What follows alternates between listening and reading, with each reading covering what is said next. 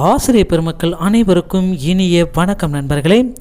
எந்த வீடியோ தொகுப்பில் நம்ம எதை பற்றி பார்க்க போகிறோன்னு பார்த்தீங்கன்னா, டெட் தேர்வு எழுதியவர்களுக்கு தேர்ச்சி பெற்றவர்களுக்கு மீண்டும் ஒரு தகுதி தேர்வு நடைபெறுவது உறுதி. இதை பற்றி நம்ம இந்த வீடியோ தொகுப்பில் பார்க்கலாம்.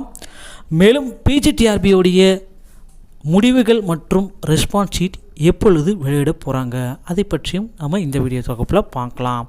So Tamil Nadu TET teachers eligibility test 2022க்கான அறிவிப்பு டிஆர்பியில் நேற்று வெளியானது.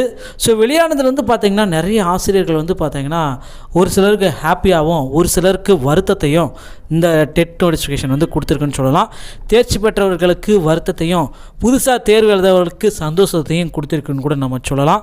ஸோ இந்த மாதிரி இவங்க ஆல்ரெடி இந்த டெட் தேர்வில் தேர்ச்சி பெற்றவர்களுக்கு மீண்டும் ஒரு போட்டித் தேர்வு உறுதி. டெட் பேப்பர் 1 பேப்பர் 2 நோட்டிஃபிகேஷன் எல்லாமே கொடுத்துட்டாங்க. அப்ளை பண்ணுற டேட் எல்லாமே கொடுத்துட்டாங்க. ஆனால் எக்ஸாம் டேட் கிளியராக அனௌன்ஸ்மெண்ட் பண்ணலை, பிறகு அறிவிக்கப்படும் அப்படின்னு சொல்லிட்டாங்க.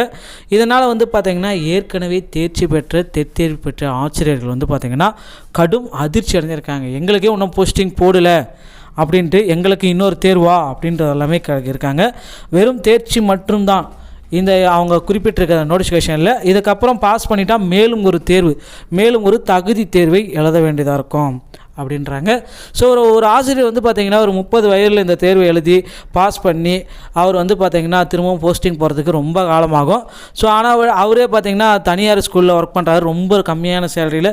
இதுக்கு எல்லாத்துக்கும் ஒரு தீர்வே இல்லையான்ற கூட நிறைய ஆசிரியர்கள் புலம்பி தள்ளுறாங்க.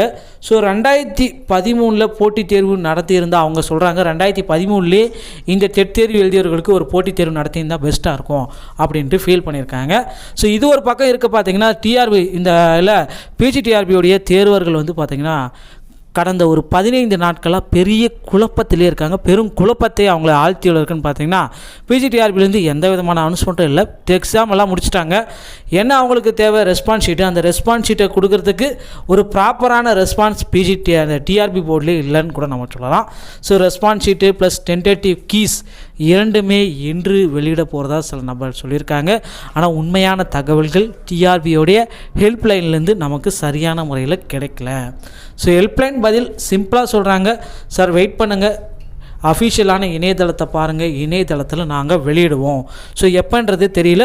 ஸோ இணையதளத்தை மட்டும் பாருங்கள், ஸோ டிஆர்பியோடைய ஒரிஜினல் இணையதளத்தை மட்டும் பாருங்கள் அப்படின்னு தான் சொல்கிறாங்க.